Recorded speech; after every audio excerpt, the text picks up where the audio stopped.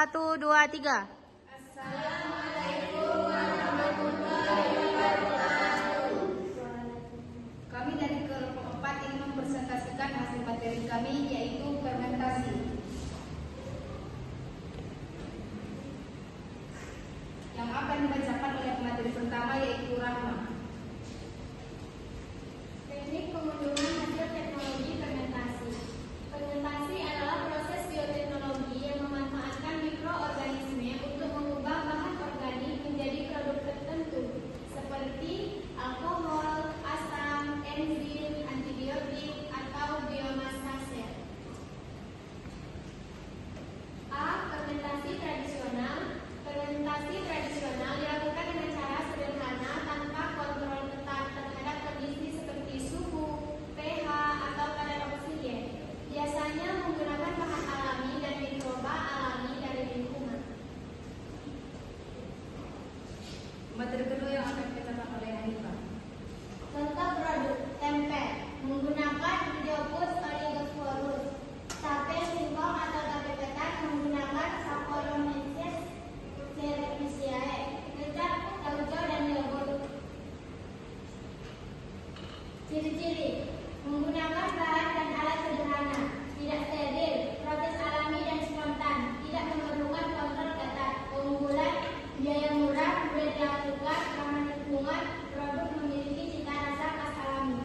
Kelemahan: kualitas dan hasil tidak selalu konsisten, proses memakan waktu lama, sulit dikontrol atau mikroba liar bisa ditumbuh. Selanjutnya yang akan dibacakan oleh Jijan. B. Fermentasi makro.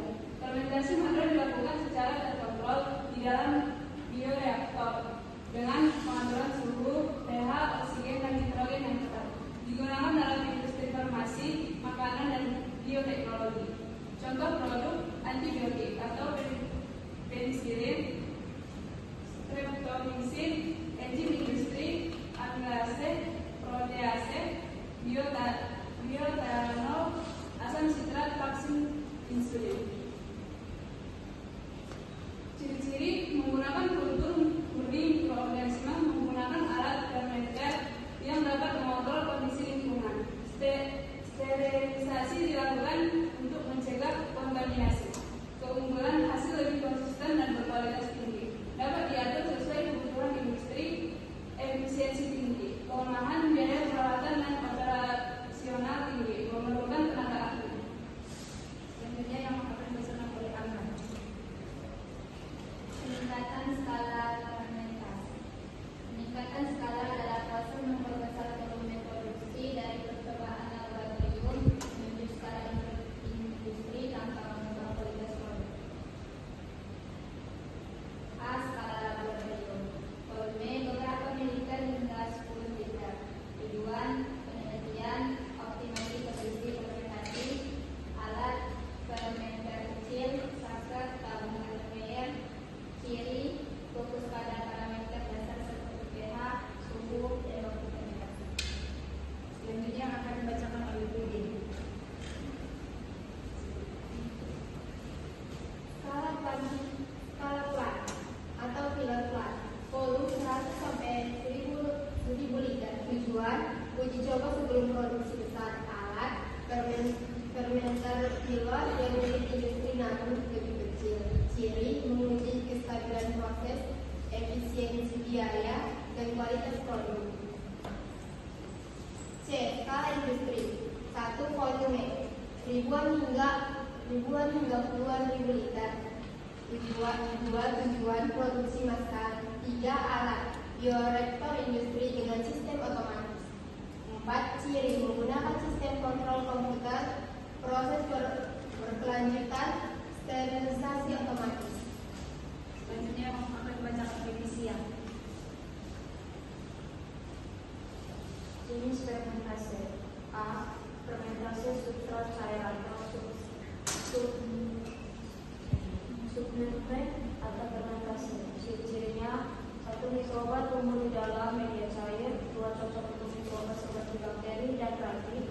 3. Digunakan untuk menghasilkan metabolisme sekunder seperti antibiotik, enzim, dan asam organik. Selanjutnya akan dibacakan B. Fermentasi substrat padat, solid state fermentation. Ciri: mikroba tumbuh di permukaan bahan padat yang lembab, cocok untuk jamur dan beberapa bakteri. Banyak digunakan dalam fermentasi tradisional. Kelebihan dan kekurangan bioteknologi. A. Bioteknologi konvensional. Kelebihan: aman, alami, mudah dilakukan masyarakat, tidak memerlukan teknologi tinggi.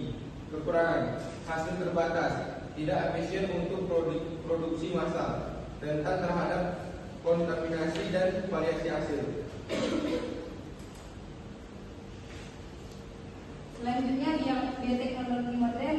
Kelebihan: produksi cepat dan efisien, dapat menghasilkan produk baru, rekombinan, vaksin, insulin, hasil konsisten. Kekurangan yaitu biaya tinggi, membutuhkan teknologi dan SDM ahli, risiko etis dan lingkungan atau jika tidak diawasi. Selanjutnya, kesimpulan yaitu teknologi fermentasi berkembang dari metode tradisional yang sederhana ke teknologi modern yang lebih efisien dan terkontrol. Fermentasi dengan substrat cair dan padat digunakan sesuai jenis produk yang dihasilkan. Bioteknologi konvensional mudah dan murah, tapi kurang efisien. Sedangkan bioteknologi modern lebih mahal namun menghasilkan produk berkualitas tinggi dengan kontrol proses lebih baik. Cukup sekian hasil